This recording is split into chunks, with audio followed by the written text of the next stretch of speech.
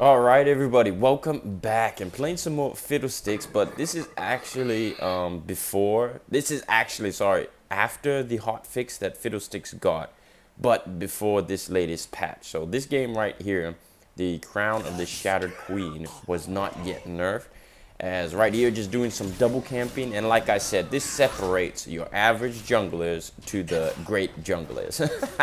No, but as I mentioned already, man, it's just the first camp that is very difficult to kind of get in the double camp, because after the first camp, the first initial camp, you get items, and then you kind of just it's very easy to double camp after that. You know, your damage is absolutely insane with Fiddlesticks later on.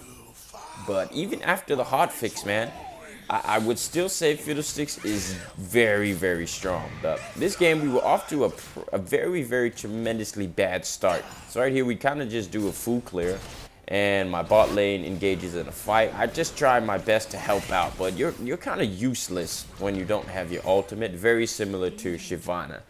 And this is a mistake that I find myself making quite often nowadays. Is I had a feeling Lee Sin was here, and he actually was here, and I end up just getting collapsed on. I mean, even Teemo was here. So I was like, man, 4 people. But like, I had a feeling that Lee Sin was there, and yet I still walked in that direction. It's just like, I should just sometimes just follow my initial, gut, like, okay, he possibly could be here. Let's just play it safe. Let's just back out. So right here, I was kind of pinging for Seth to play a little bit more aggressive so I could use my ultimate. But ultimately, it did work out because the Aatrox did play a little bit too aggressive, as we managed to pick up the kill on the Aatrox. And this right here is something that I actually love doing now, is just going for the Rift Herald, especially since the latest changes to the dragons. The dragons no longer stack, but the soul will be in the first dragon. But ultimately, it's like you're just kind of playing towards the elder dragon. But if you can't stack 3 dragons, it is very, very nice. But sometimes I think just going for the Rift Herald is very beneficial as well, especially if you as a jungler are having a very, very good early game. And right here, I mean, I rewatched that sequence so many times, and I swear the hitbox of Fiddlestick's third ability, it needs to be a little bit fixed, man. Because it was on Morgana, and for some reason, it just didn't hit her, like 0 damage. But I swear, when I rewatch it, she was in the hitbox of the animation of Fiddlestick's third ability. And I rewatched it, I was like, what in... Not even like 10 damage, not even 1 hit. So I did have to flash on her to secure the kill, as right here we managed to pick up another easy double kill on the bottom lane. As we do have the Awakened Soul Stealer as well on Fiddlesticks right now. And right now, look at my ultimate. I already have it back off cooldown. So I just used it in a team fight, picked up 3 kills, and the cooldown was down to like 15 seconds. And right here, I think we'll notice it again. So right here, charge up my ultimate. Aatrox did have vision on me. We get the kill on the Teemo down to 40 seconds. We get another kill on the Morgana down to 30 seconds. And right now, 25 seconds, I'm going to have my ultimate. So in general, Fiddlesticks is still super, super strong with this item, the Awakened Soul Stealer. So of course, the latest patch, the Crown of the Shattered Queen did get nerfed. But I still think it's going to be a very solid item nonetheless. You know, you still have the passive, which blocks the initial cast, right? So whatever skill they're using, the Crown of the Shattered Queen, you still have that. The damage, you may not have a lot of the damage, but the thing that makes Fiddlesticks so strong, and I think especially with the Awakened Soul Stealer, is just the ultimate. Like, Fiddlestick's ultimate and fear, especially if they don't have vision, is absolutely insane.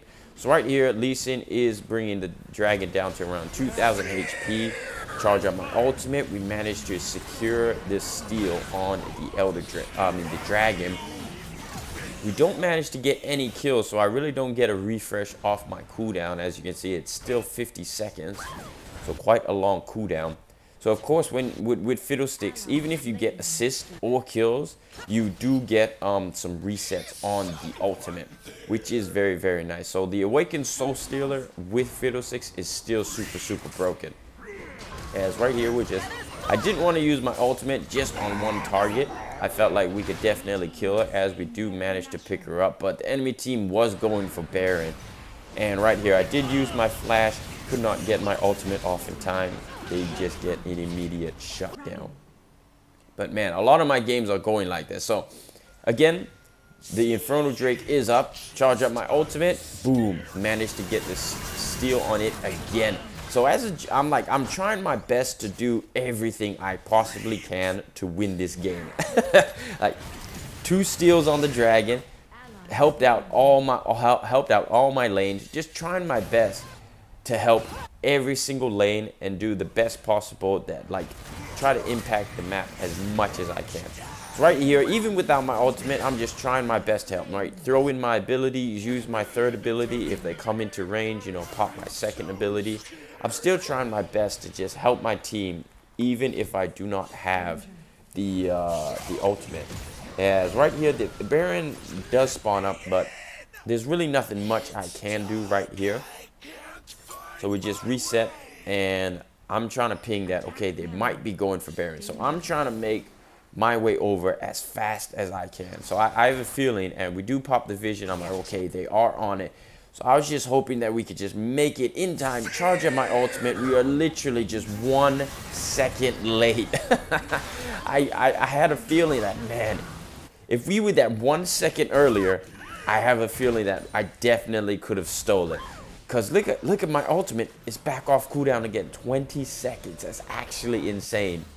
And into the late game, I mean, if you just manage to you know, get a really good ultimate and get the fear on them, then it's, you know, you can possibly win a team fight. And right here, we do use the ultimate just on one champion, Aatrox, but it's just a 30-second cooldown at this point. You know, we got all the items I needed, and pretty much your cooldown late game is super low.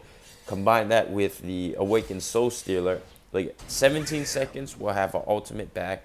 So I really didn't worry too much about who I was using it on, but ultimately you still do want to use it in a big team fight.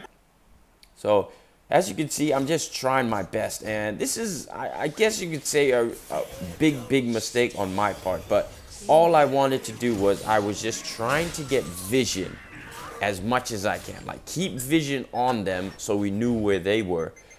But as you can see, my Seth and my Nautilus, they just didn't want to get vision. I mean, look at this Nautilus and Seth just playing behind me, waiting for me, and I actually get caught out by the Xayah here. Have to pop my stasis, don't manage to get my ultimate off, and pretty much after that, it's just GG. You know, I throw up an FF vote, I'm like, man, just my laners just, I'm like, come on, Nautilus, Seth, just stay in the front line for me. Like, you guys won't die.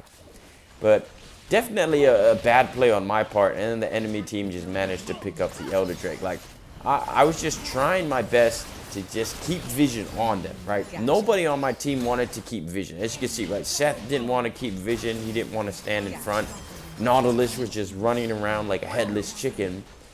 And ultimately, it just forced me to try and do something. It made it difficult for me to just, it put me in a bad position, you could say, that I just had to try and do something.